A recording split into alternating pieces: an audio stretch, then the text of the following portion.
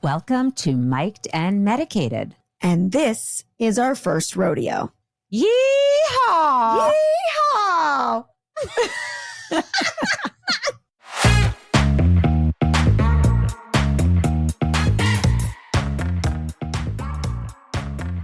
Welcome to Mic'd and Medicated.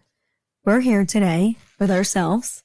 Nice to see you, Eva. It's been a few days. Great to see you. So happy to be back on the couch after the long weekend. And by the way, I was thinking about how we call it the couch. We're the unexperts. So I think we need to clarify that when we say couch, it's not like when you visit your psychotherapist. Oh, no, we're like in my den. It's like a very cozy couch, you know? But the only problem with my couch is that it's so comfy that if you kind of sit back and we're doing video clips, there's a lot of like, do I look fat? I look fat on this angle because I kind of feel like I look fat. Do I look chubby, skinny, good arm, bad arm? Right. And it's actually reminding me that I had a friend who always told me, like, when you pose for a photo, you have to jut your chin out to look your skinniest. That's really hard. I feel like a rooster. I'm like, okay. So I think we're giving away our topic for today. So what are we going to call this one? Do I look fat today? I kind of like that. I kind of like that because I kind of feel like that's what every disordered eater, AKA most women on the Upper East Side, thinks when she wakes up. She's not thinking gratitude. What a life I have. Do I look fat? Are my pants going to feel tight today? Did I sweat out the tequila? Did I exercise? I'm sorry. Was I just thinking out loud? Was that your inner monologue? Was that my inner monologue? No, I like where you're going, but I was going to also clarify, lest there be any confusion, that we are disordered eaters. So we're not making fun of them. We're just going to be sharing our experiences. And we think a lot of you can relate. Yeah. I mean, even just how we talk to each other, we just discussed, like, we're not going to say our number, but how much we weigh. And actually, we don't weigh ourselves, or I don't weigh myself. No, but like we know from the doctor, and he was like, you know, even though we weigh the same, but I'm skinnier than you. That's true. We were talking about people always. That's even just fucked up. But that doesn't bother me. But I'm just saying, like, even that dialogue between each other is like a little bit disordered, right? I guess so. I mean, that's the least of my problem. Yeah, that is the least of your problems. You are as you're definitely a quantity over quality girl in terms of food. You like a lot of, you're Sally. I can be Sally too from when Harry met Sally. I'll have everything sauce on the side, taste free, calorie free, fake allergies. But here's the thing. I actually love vegetables. I love steamed food. I love bronzino. Like all these things I eat because I love them. As Jeremy, my husband, would say, it's because you forgot what good things taste like. By the way, that's probably true too. Like if you had a ravioli or some kind of amazing pasta, you'd be like, fuck the steamed broccoli. I'm never having branzino again. This is what you know, like you don't really know if you don't know. Like right. But that's why you're a disordered eater. Yeah, we all are. I mean, I feel so bad for the breadbasket. Does anybody get the breadbasket anymore? Well, I'm celiac, so it's like an automatic no. But yeah, my husband likes to eat it. But you're right. I mean, we should always start with the salad. You want like a big cruciferous something, you know? But it is interesting. So I feel like the way you eat is sort of how my mom eats. It's more of I would say it's sort of an older approach to food. It's like a high quantity.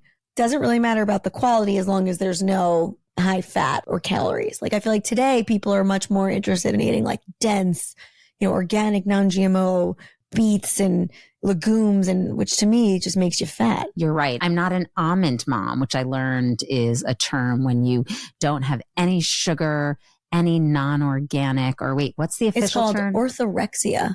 It's very common amongst my generation. Not that you're, you know, I'm 10 years younger than you. It's obsession with no microplastics, no this, no that, you know, GMO free, basically that you can't let your kid eat ice cream if you go to the ice cream museum. Like, come on, you're going to have a fucked up kid, you know? Damned if you be, damned if you don't, because I might be letting my daughter have McDonald's 3 days a week. Almond mom might be making sure her kid eats all organic, high protein, fiber, no sugar food. But I think who's to say which one will grow up more disordered? I think those are probably both not great role models. There's so much. I don't know where to start, but maybe we should talk a little bit about the history of eating, and not so much eating, but also the definition, the evolving definition of beauty and being thin. Wow, that's a heavy topic. Got a lot to cover here. Heavy. Ba-bum-bum. Wait, did I just say ba-bum-bum? Yeah, I was like bum, like a big bum. I like that. You know, I'm not a beauty historian, But I would say that in, I don't know, maybe the 19th century, being voluptuous, having sort of like bosoms that was like overflowing, and, you know, you could picture at you know, like a John Sargent portrait. Yes. You know, a woman of wealth was considered to be well fed because there were plenty of people who were poor and were starving. Yeah. Like it was attractive to be buxom. Buxom. Thank you. That was the word I was looking for when I was saying bosoms. It was buxom. But you know what? Sorry, I just want to interrupt for 1 second. Cause like with that, like everything you're describing, it's also gluttonous. And I think that was what the wealthy class was very proudly. Whereas now when you think about gluttony, it's a sin. 100%. I mean, if you were very rich, you had gout, which is basically, you know, means you've surviving on like duck pate. It's like you are literally disgusting. But yeah, of course. I mean, look, it's the same thing as like being very pale was also sexy then, because that meant you weren't out in the fields working. Right. You know, I still pale is in again, but yeah, fair skin. But yes, no, I mean, there was a lot of famine, et cetera. So you wanted to look rich.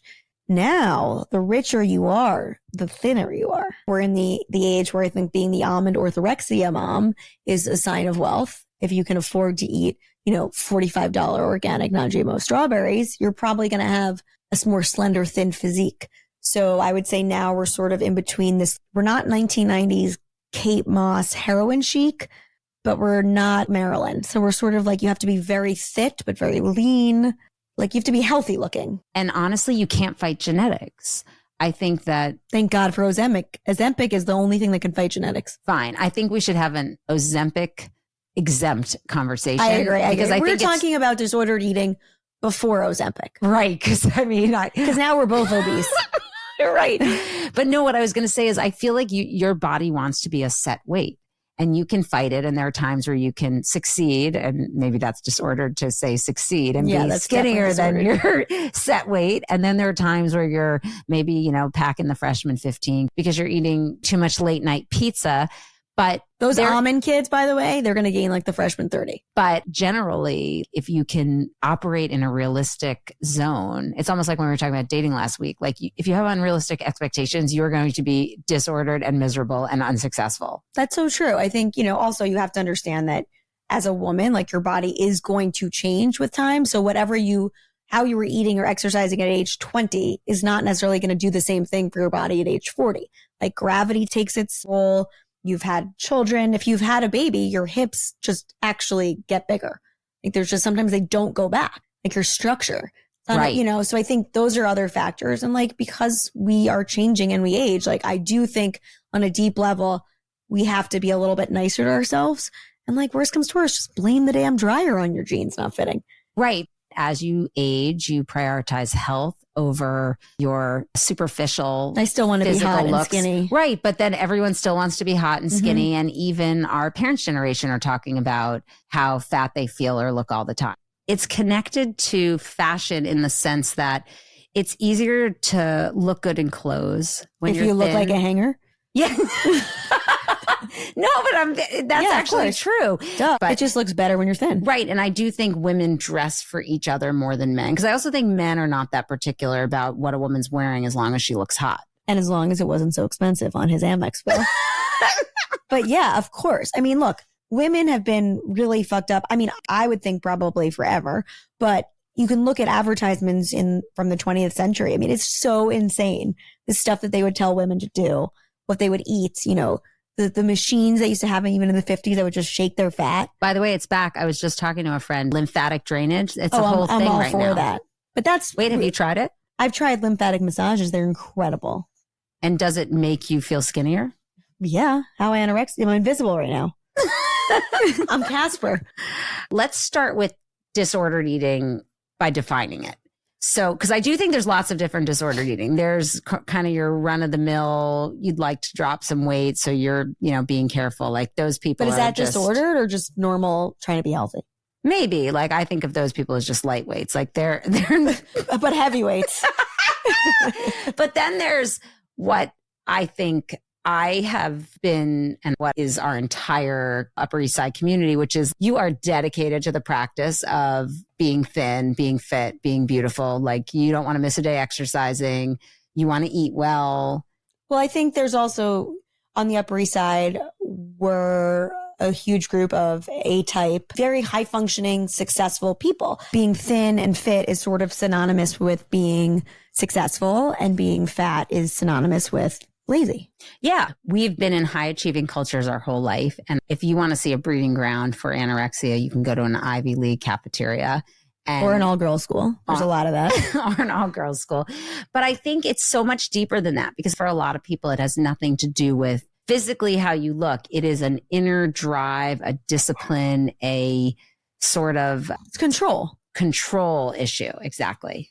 I mean, but I also think for me, it's less control and it's more I want to look good, be skinny. I know some people, when their life feels out of control, they try to control things that they can control. And food is one of the few things that I think you really have absolute control over. If you have the money to buy anything in terms of what you're eating, you are the one who's putting the food in your mouth. That is where the control is 100% yours.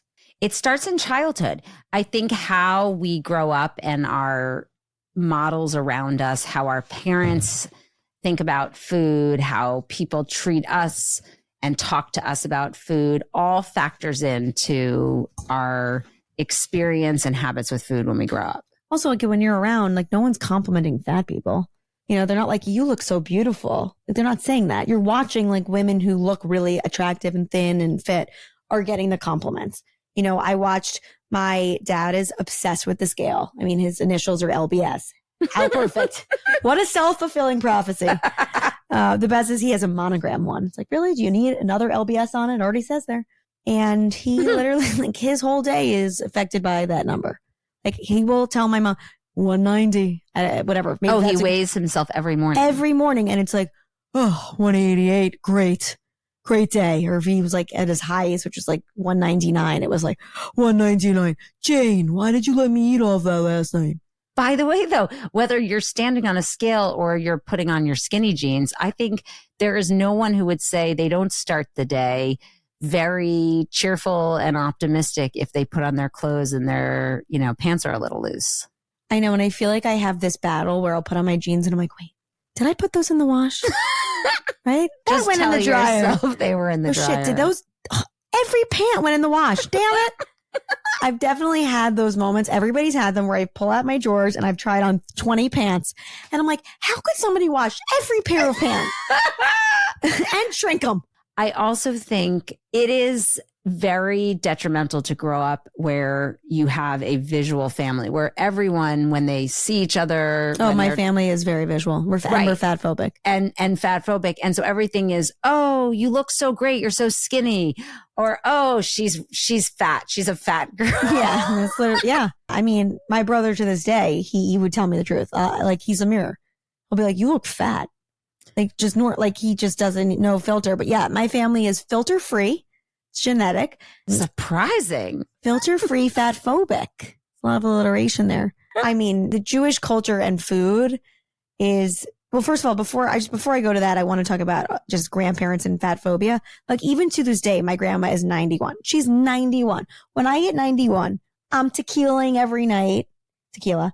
I'm having Haagen-Dazs. I'm going for it. Like, I don't care, you know? She'll be like, oh, I just went on the scale and I lost 5 pounds. I've been so good this week. Like, that's so fucked up. She's on good behavior because she lost 5 pounds. Like, that's like such a negative way to talk about weight. But I am sure at some point I was like, oh, when I'm 50, I'm just going to eat the chocolate cake every night. No, 50, you're so fucking hot, man. 50's the new 40. You can't give up. But you're married. What you've got she's 3 91. kids.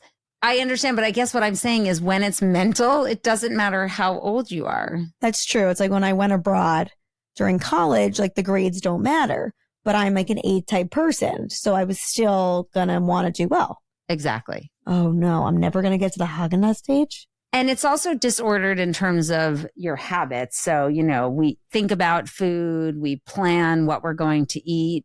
We say, you know, no to this, yes to that. And I am 100% owning that I'm Sally from When Harry Met Sally. Oh, you're worse than Sally. I'm worse than Sally. No, actually, I don't know. You're my mom's the same way. Me too. I've never ordered something on the menu. Ever. I don't even look at the menu. Right. Can you imagine like how much harder it's become for waiters now?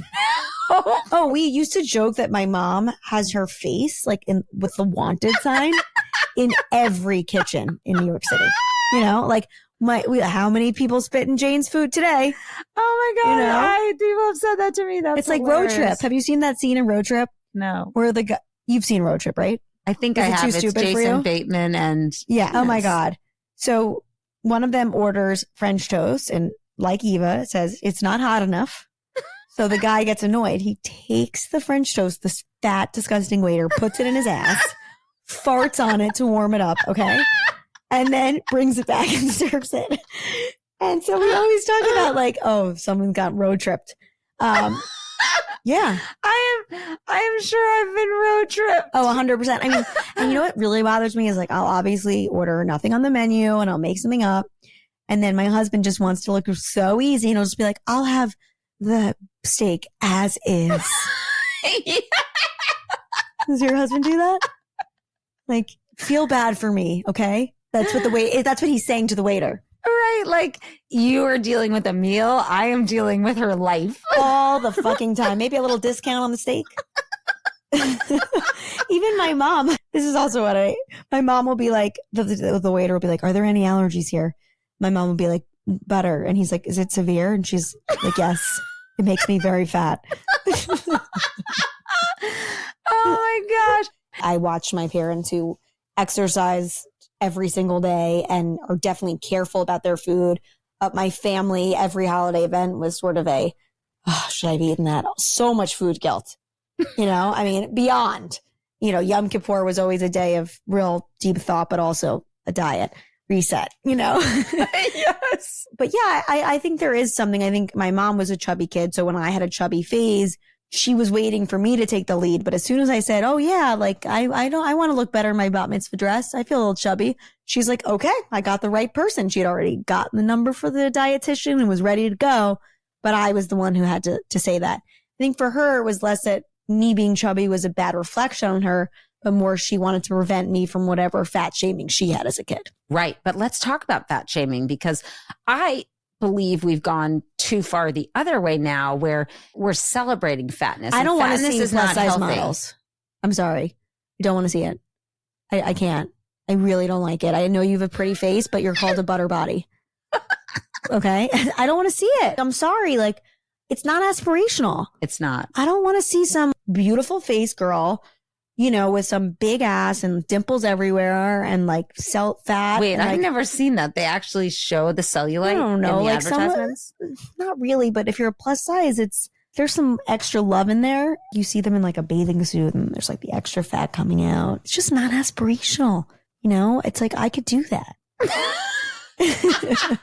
I can do it. So I don't want to see it. I'm not going to buy your product.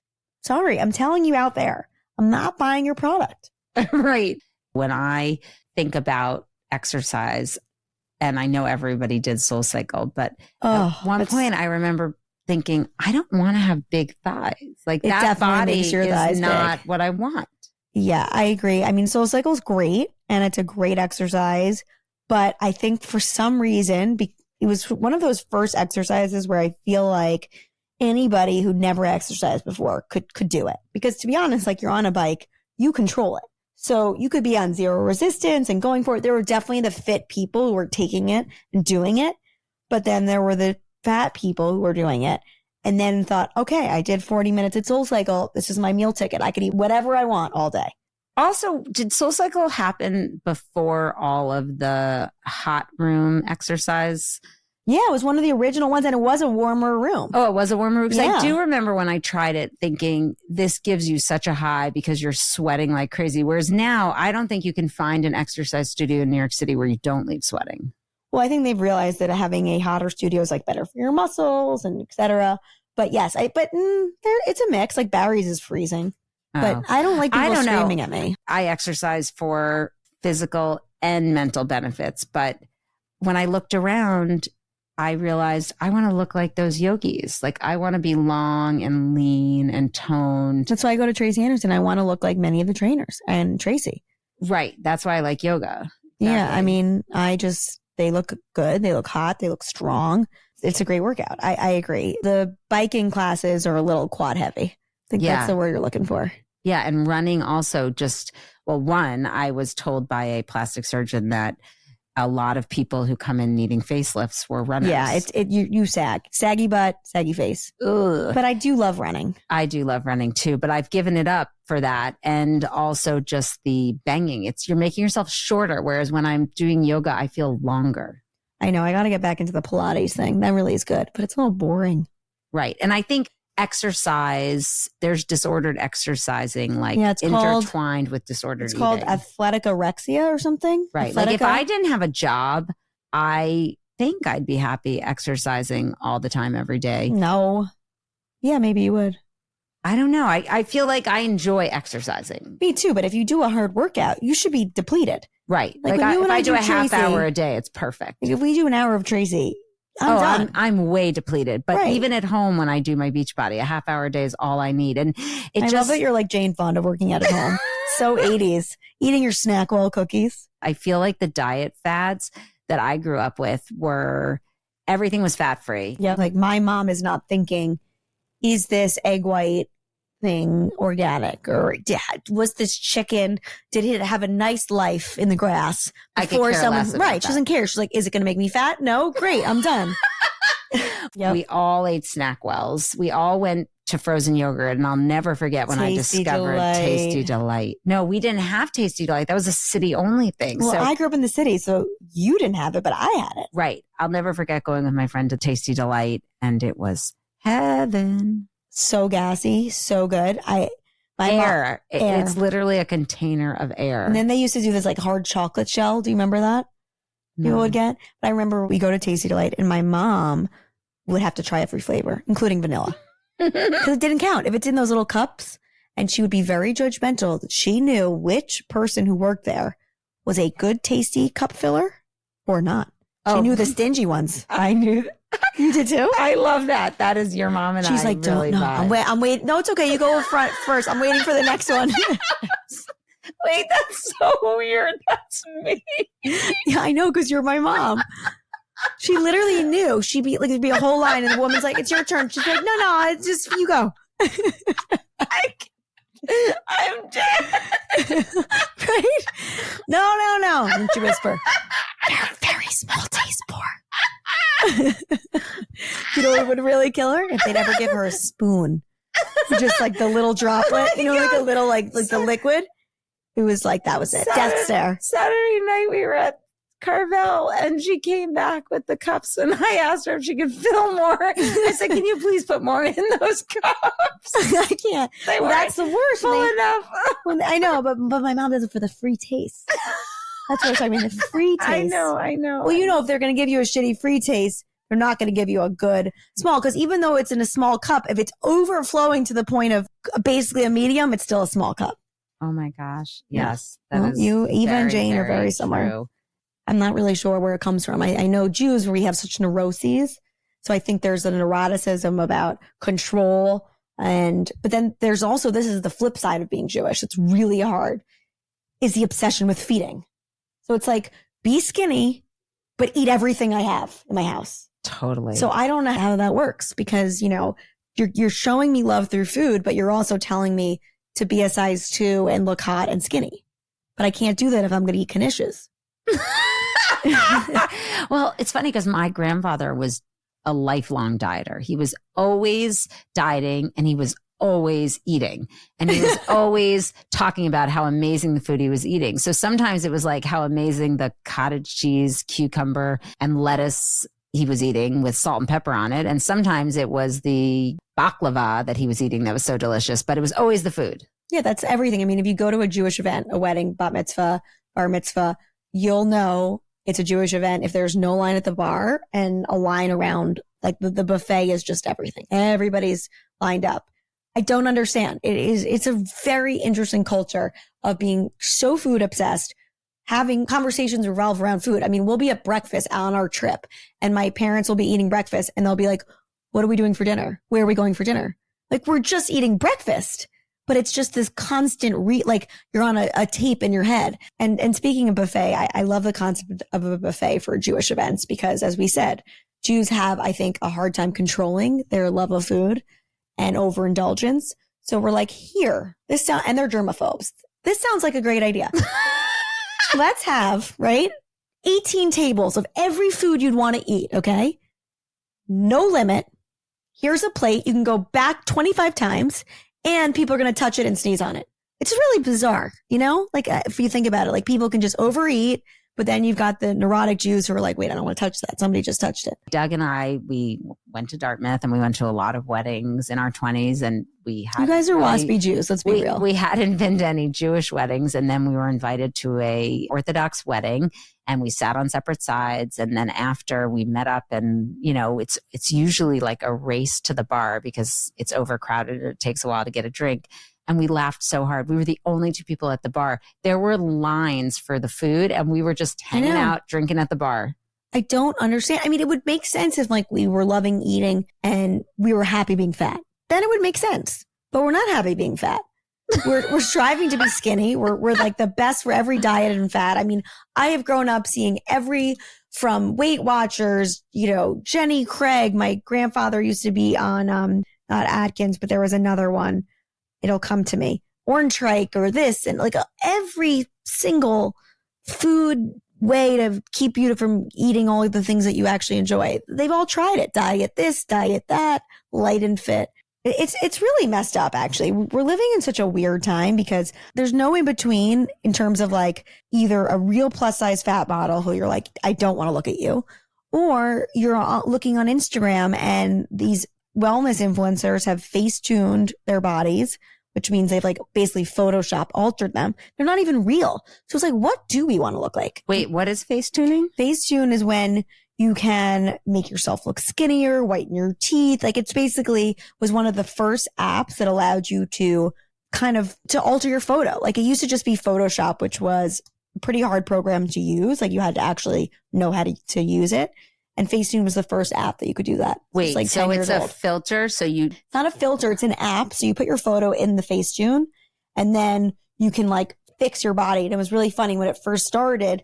So you could see when somebody was trying to make a bigger space between their legs because it would affect like the bar behind them. If they were like by staircase, you would see like the staircase would also change because it wasn't just the body. It was like the whole perspective of the photo. Wait, so when I'm looking at images online now, I can assume that people are actually airbrushing, photo touching, face tuning themselves. Not regular people like us. Like I don't do that because that's stupid. Why would I do that? I'm not wasting my time. But anybody who's trying to sell you a product, influencers who are in the wellness fashion, yeah, they're probably doing something. Wow. And that's actually scary because there should be a Surgeon's General warning that says like this photo has been, you know, altered. Because it's not like you're looking in Vogue and you know, okay, this is a photo, this is an advertisement, this has probably been airbrushed.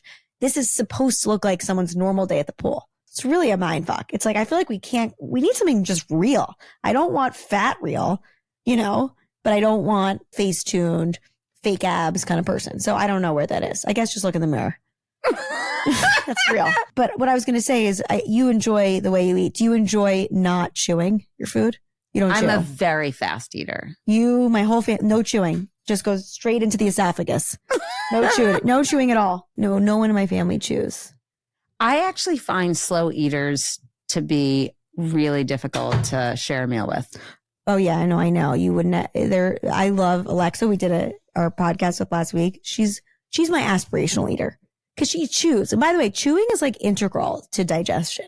When you chew, your mouth starts to release saliva to actually digest the food.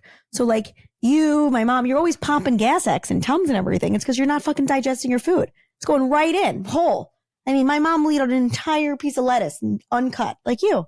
You know, I took a master class offered through my child's school on mindful eating. Of course you did. And what you're saying is true, but it goes beyond that. They had us do an exercise where we took an orange, we closed our eyes, we thought deeply about who picked the orange. No. How did the orange get to the store?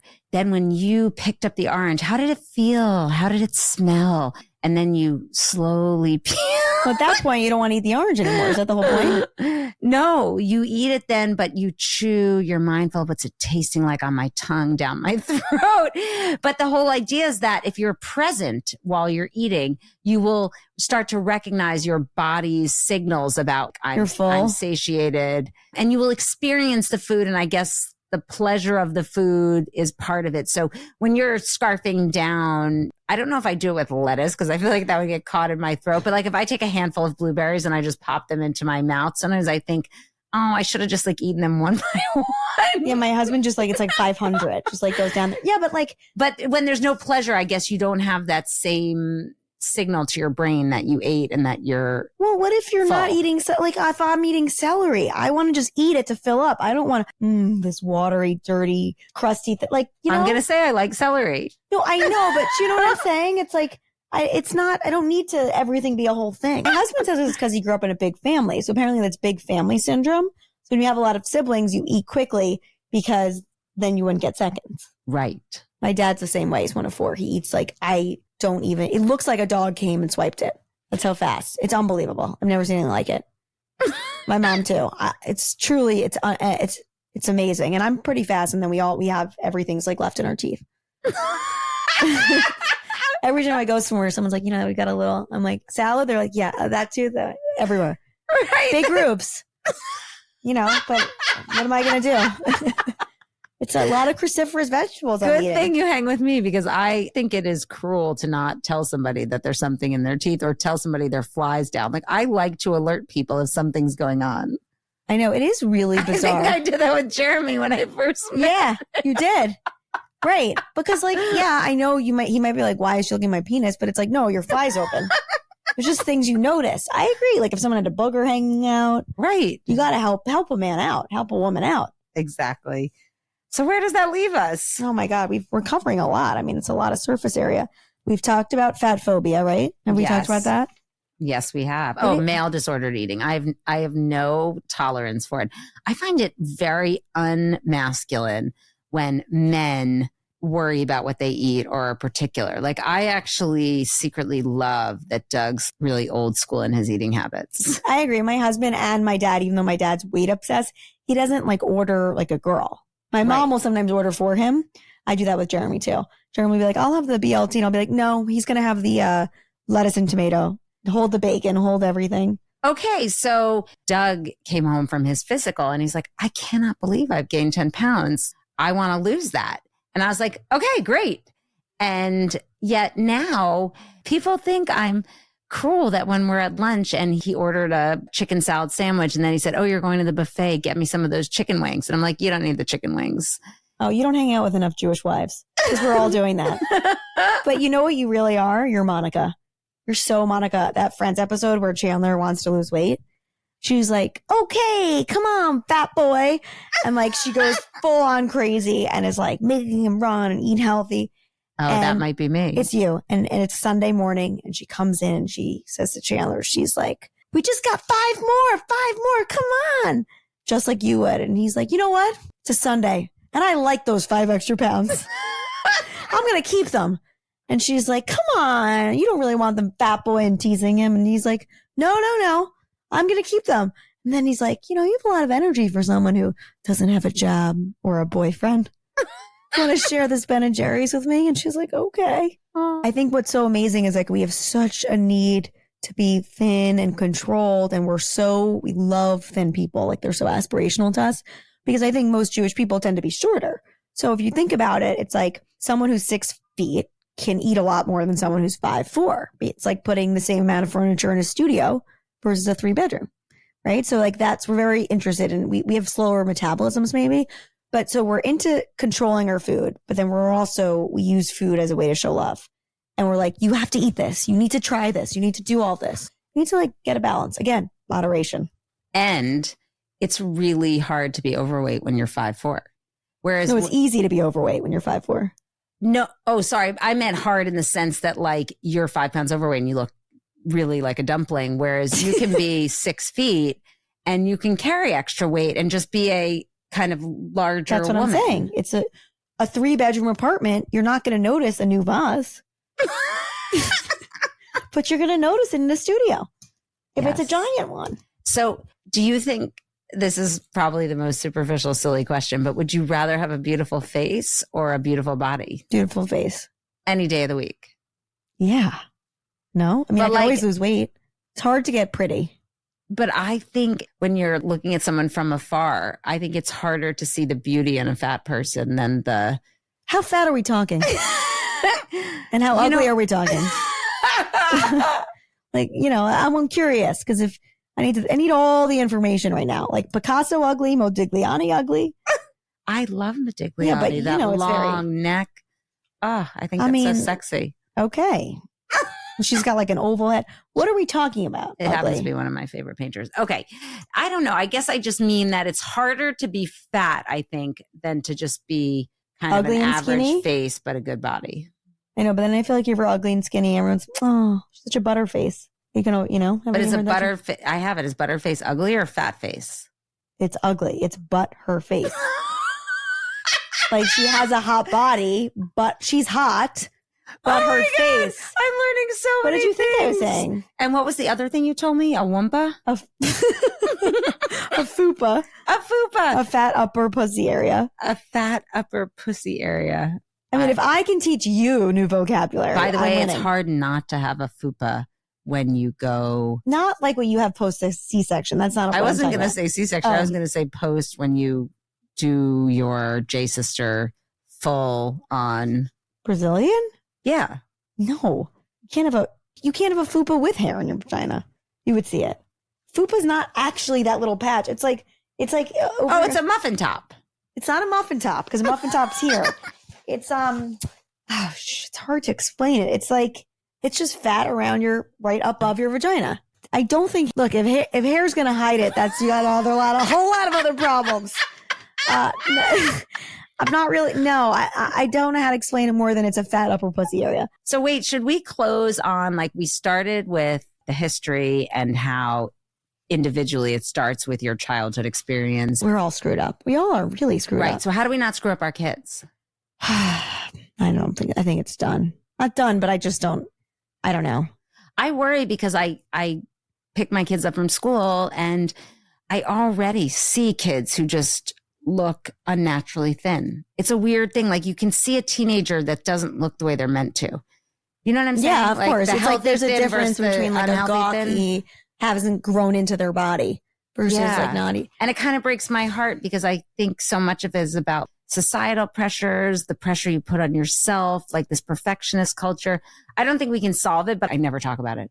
I never say a word about food. I never say a word about my weight. I never say how things fit. Yeah, but they're watching you. Comments. I know. They're watching you eat 40 pounds of lettuce with no dressing, tuna with no fat. I know. That's the problem. It. Yeah. And eating it so fast that you're going to like literally just explode. And you know what they say, like kids, it's more important what you do than what you say. Yeah, but you're a great mom in other ways. I mean, they see me eat a lot, but I'm always eating healthy things. That's not bad. So then you eat healthy things. I mean, for God's sakes, there's so much pressure. They need to be fucked up in some way. That's going to teach them their next lesson, and that's going to help them be better parents. There's no point in learning or raising humans if they're going to be perfect. Right. And like if I get the steamed Chinese and Doug gets the General Tso's. I grew up with that. It was fine. If Doug gets the General Tso's chicken with... General Tso, I think it's called. General Tso's chicken with white rice, then we're kind of... That's how I feel like with Jeremy. We're in moderation between us. Yeah. Jeremy will like, and they know like Jeremy's the guy who orders like disgusting food. They actually get upset when I say I'm going to order in dinner. They're like, no, you can't. Dad, only dad orders in food. I under order and I order the wrong things and they know it's going to be healthier. That is so funny. I think it's about balance. You're right. That's why we're a Bashert because they like General Tso and bacon, lettuce, and tomato sandwiches. And we like egg whites, salad, tequila, and then late night, anything. Oh, we can't. We can't. Should we end with that because it's at night? Yeah. So my husband calls me like the squirrel because like I literally come out and scavenge. I don't know. It feels, and I literally will be sleeping. And then I'm like, wait, it's nighttime. I'm going to go for it. Like the worst thing is when I have a doctor's appointment the next day or a blood test where. Oh my God, they say you can't eat. Oh my God. Just from 11 to 12, I'm just eating. But okay. I'm the same way. I'll be reading Eleanor to bed. I'm falling asleep. I've been exhausted all day. And I'm like, but I didn't eat tonight. Then I'll wake myself up, go into the kitchen, and then I get a second wind. I know. And then it's you back food. To the fridge, back to the fridge, it's so back fun. to the fridge. And then you get the guilt in the morning of a little bit? Like, you like, why did I do that? Sometimes, but it's such a routine now, and I know it's part of It's really bad for your digestion. I'm sure. I mean, it's bad for your when sleep. You eat 2/3 of your calories after 10 p.m. It's terrible. No, because it's really a sleep issue. Because instead of your body recovering and sleeping, it's digesting. I'm still going to do it. I get a great sleep though. I'm a good sleeper. I love it. The other thing about it is I think it's you time. So when that house me is and the quiet, Haagen-Dazs time. It's just you and I, Pistachio. Just you up, you, me, and the spoon.